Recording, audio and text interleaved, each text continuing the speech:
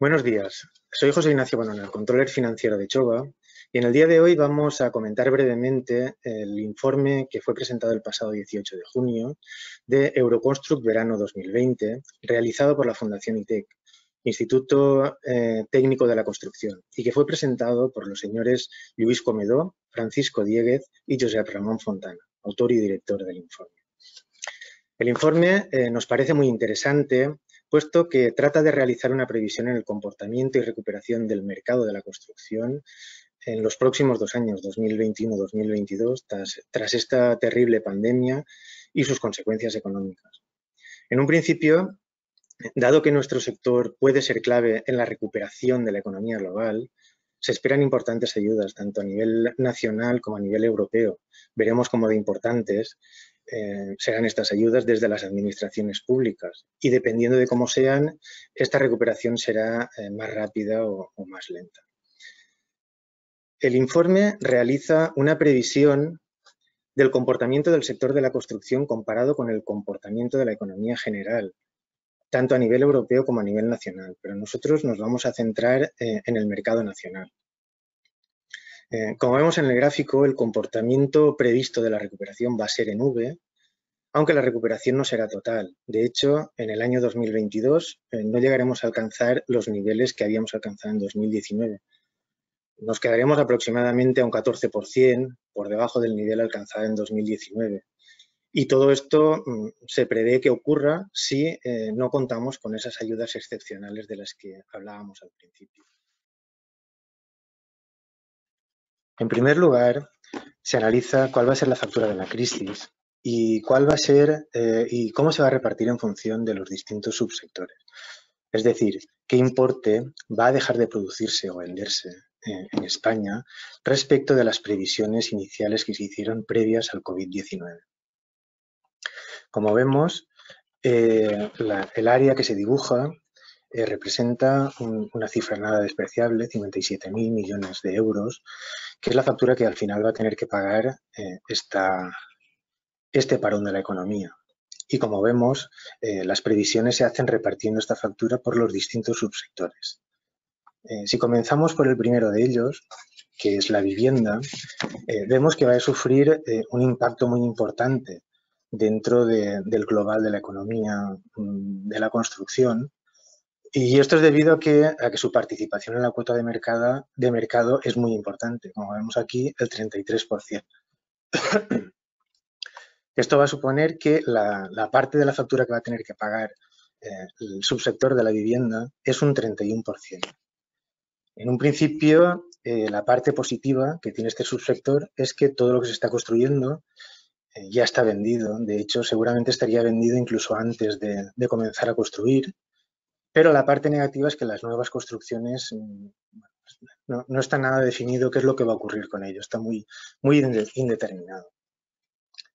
Si pasamos al siguiente subsector, que es el no residencial, bueno, aquí podemos ver que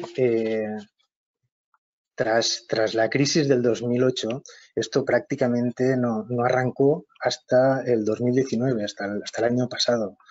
Y por tanto, las nuevas construcciones que suponen este subsector estaban muy seleccionadas y parece muy difícil que dejen de, o sea, que vayan a cancelarse alguna de ellas, como ya ocurrió en la crisis del 2008. Como vemos aquí, la cuota de participación dentro del mercado es baja, es un 19%, y la parte de la factura que va a tener que pagar debido a esta crisis, pues bueno, va en relación a esa cuota de mercado, un 17%. Pasando al siguiente subsector, el de la rehabilitación, aquí sí que nos vamos a encontrar que este es el sector que más gran parte de la factura va a tener que pagar. Como vemos aquí, su participación en la cuota de mercado es un 29%, pero la parte que va a dejar de ingresar el sector va a suponer un 37% del total del mercado.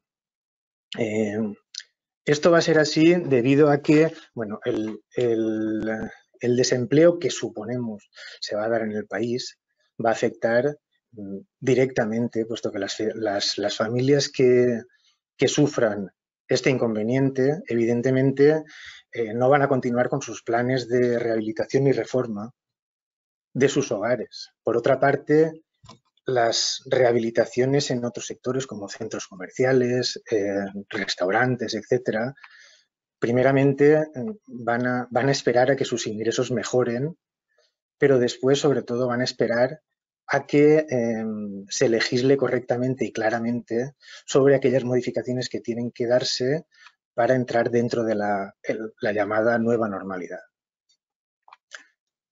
Pasamos al subsector de la ingeniería civil. Aquí estamos hablando de un sector que ya estaba bajo mínimos y es que aquí, evidentemente, sin inversión, vamos, esto nunca va a mejorar. Aquí necesitamos una respuesta clara, clarísima desde Europa, puesto que sin ella difícilmente se pueden mejorar los presupuestos destinados a este subsector.